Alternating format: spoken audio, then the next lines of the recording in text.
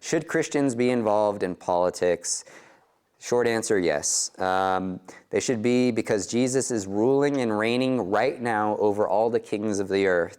Anyone in a position of power was put there by God. All kings, legislatures, anyone else is in a position of power, and they need to be reminded that God is the one who has put them in the position of power, and therefore they are responsible. They are going to give an account to God.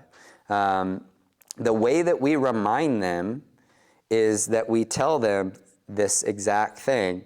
That Jesus is king, he's the ultimate ruler, and they are accountable to him.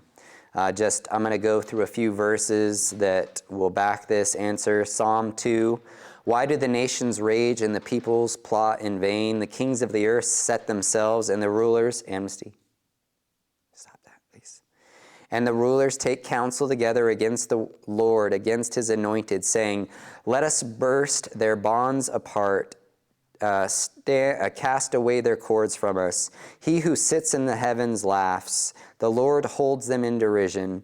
Then he will speak to them in his wrath and terrify them in his fury, saying, as for me, I have set my king on Zion, my holy hill. I will tell of the decree. The Lord said to me, you are my son. Today I have begotten you. Ask of me, and I will make the nations your heritage, and the ends of the earth your possession. You shall break them with a rod of iron, and dash them to pieces like a potter's vessel. Now therefore, O kings, be wise, be warned, O rulers of the earth. Serve the Lord with fear, and rejoice with trembling. Kiss the Son, lest he be angry, and you perish in the way.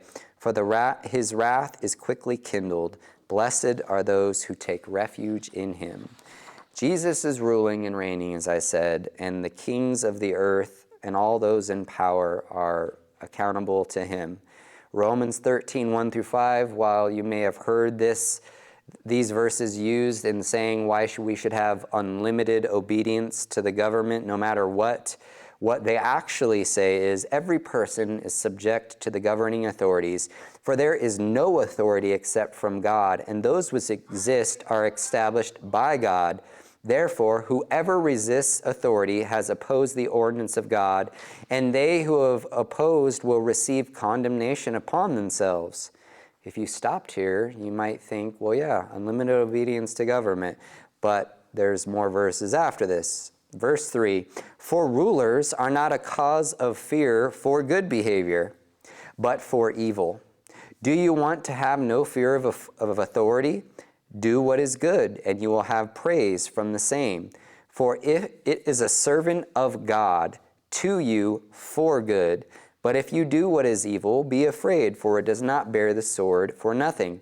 For it is a servant of God, an avenger who brings wrath on the one who practices evil. Therefore it is necessary to be in subjection, not only because of wrath, but also for the sake of conscience. So my question to those who say unlimited obedience to government is, who determines what is right and wrong? Is it the government or is it God?